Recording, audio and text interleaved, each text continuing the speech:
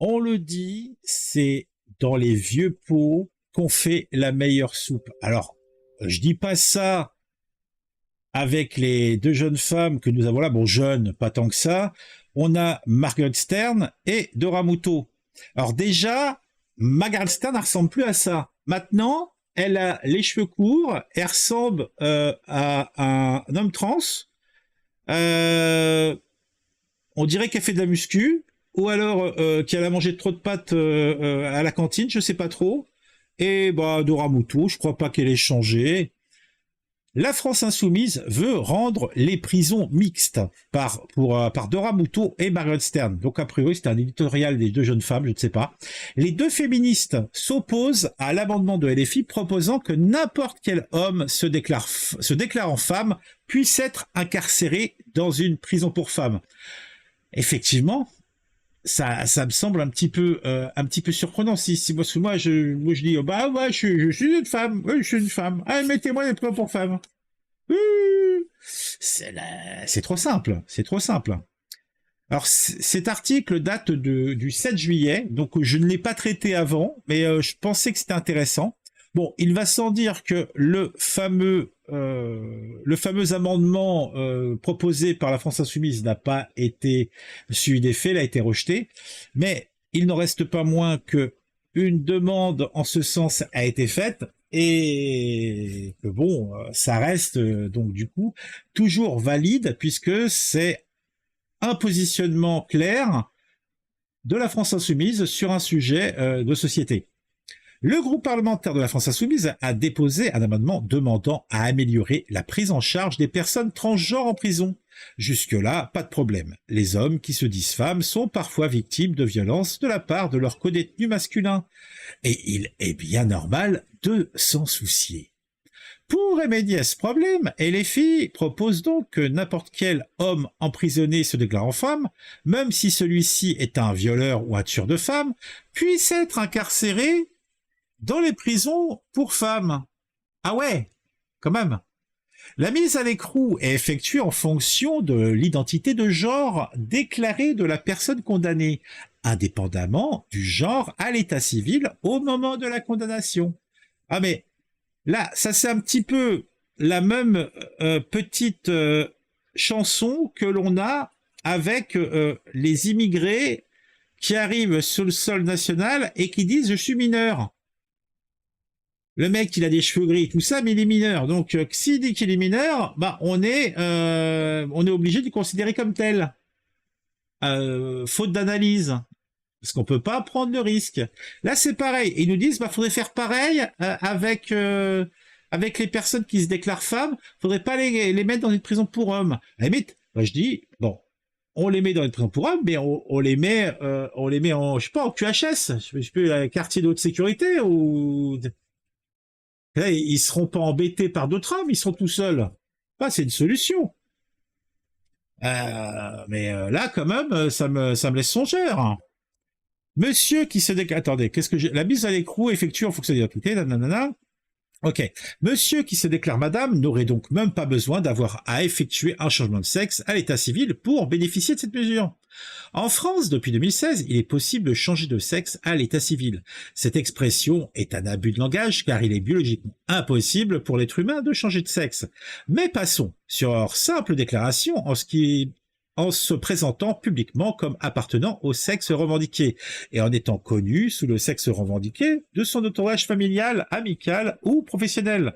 Il suffit donc à Patrick de mettre une jupe et que son entourage parle de lui au féminin pour qu'il puisse être considéré comme une femme. C'est la loi qui le dit. Mais bon, là, ce que veut faire la LFI, c'est ça allait bien au-delà. C'est simplement, bah, ah non, non, bah, je suis une femme. Voilà. Bon, ça lui a pris comme ça et ça lui a jamais... Et quand même, on a eu plusieurs faits divers en Angleterre et je crois même en France où on a des agresseurs sexuels et puis pas des bénins, des gros lourdeaux qui, quand ils se font choper, d'un coup, bah, en fait, c'est non, ils se sont des femmes. Hein, et dans leur genre, ils étaient des femmes depuis le début. C'était écrit simplement. Jusqu'à maintenant, bah en fait, ils n'avaient pas pu extérioriser ça, mais maintenant, dans un cadre un petit peu privilégiés, la prison, bah, ils peuvent se laisser aller à leur tendance naturelle. Ah non, mais sérieusement, faut arrêter, quoi. Bon, on se met un petit jingle, histoire que je reprenne mon haleine, bah, haleine plutôt, et on continue la lecture.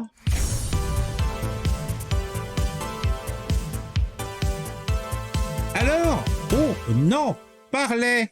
Les statistiques britanniques. La proposition d'amendement de la France insoumise n'exige même pas que Patrick mette une jupe, ni que son entourage fasse l'effort de parler de lui au féminin. Patrick pourrait garder sa barbe, son pénis et tout ce qui va avec, et aller purger sa peine au milieu des femmes. Oh mais elle est pas belle la vie? Je vous demande, elle est pas belle la vie? Cela pose deux problèmes. Le premier problème est que dans les pays qui disposent de statistiques à ce sujet, il se trouverait que les hommes transféminins sont souvent emprisonnés pour des faits de violence sexuelle.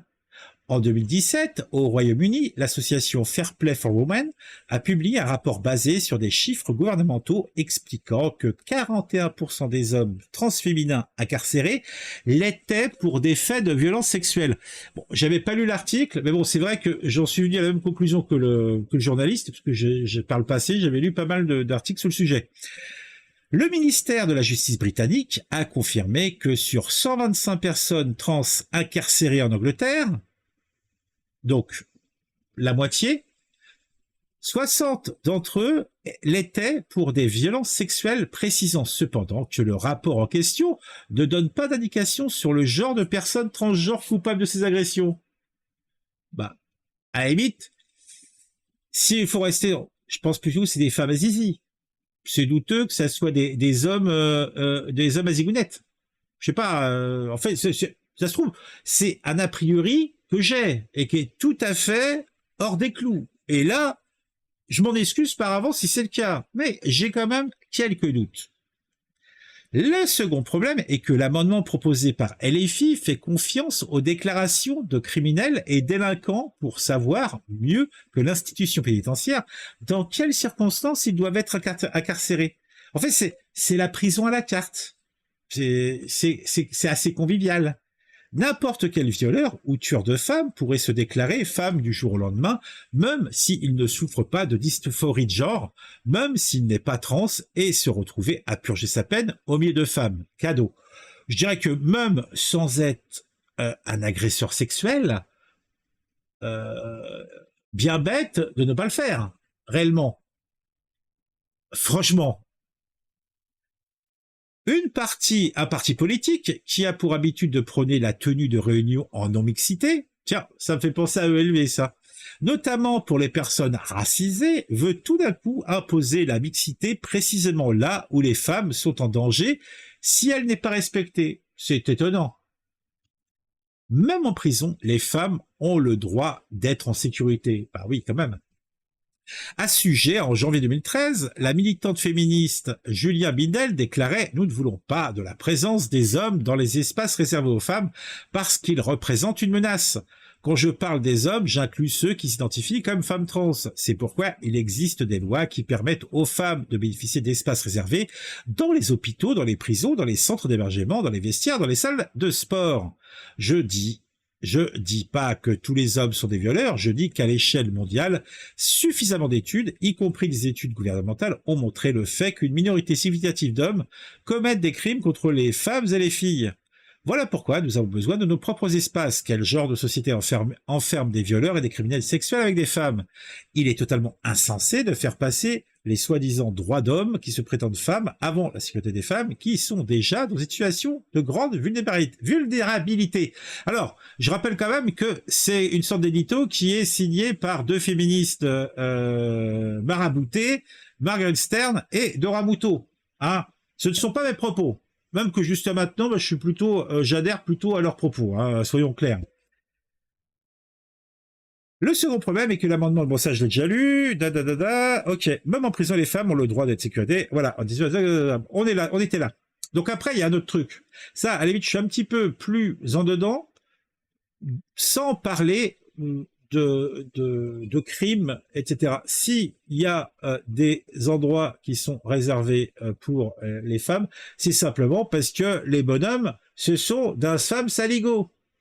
hein, toujours à zioter, toujours machin, donc simplement, même sans agression quelconque, il faut dire ce qui est, les bonhommes sont souvent assez lourds, hein, à part les nouveaux hommes, hein, déconstruits ou je sais pas quoi, qui eux, ils peuvent avoir une gonzesse à poil devant eux, jamais ils la voient, ils la regardent dans le blanc de l'œil, jamais un œil sur le téton arrogant, sur la croupe volontaire, etc. Non, non, non, non, non, non, non, eux, c'est des, eux, c'est, la femme est un homme comme les autres pour eux, hein. Voilà, c'est, mais pour, c'est vrai que les mecs sont quand même assez lourds. Donc c'est pas, déjà sans parler d'agression tout ça, qu'il y ait une différenciation, qu'elles aient un endroit avec elle, franchement, c'est pas plus mal, hein, soyons clairs.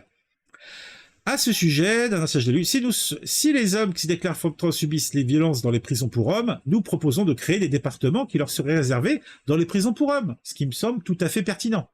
D'ailleurs, je crois même que c'est le cas.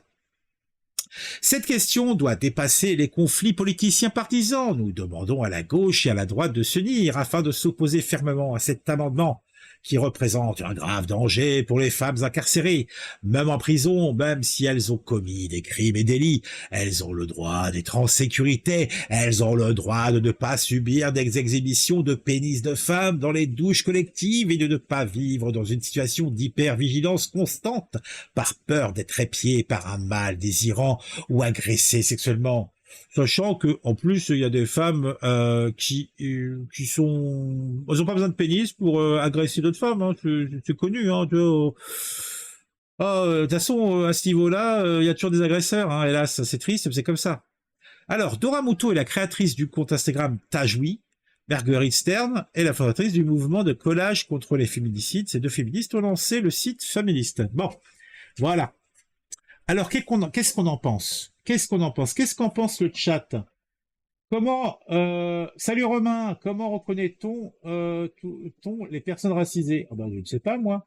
Faut-il tuer les vieux selon vous? Hein? C'est ce qu'est le rapport, Romain?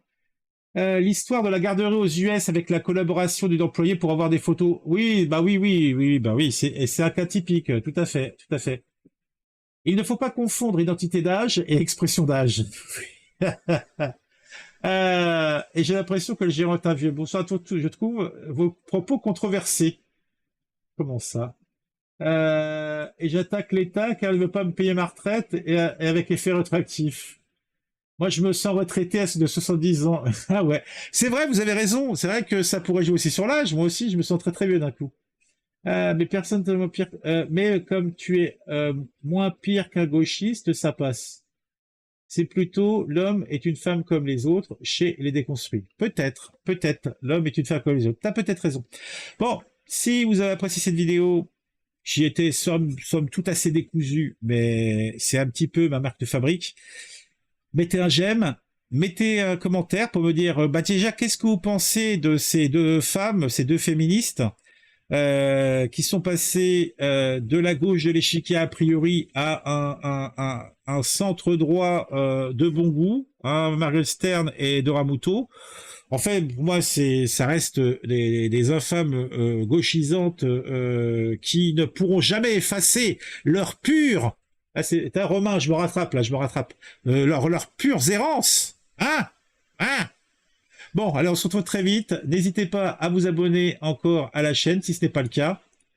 Le petit truc est là, s'abonner. N'oubliez pas d'activer la cloche. On se retrouve très très vite pour une nouvelle vidéo sur un sujet qui m'a intéressé et qui, je l'espère, vous intéressera aussi.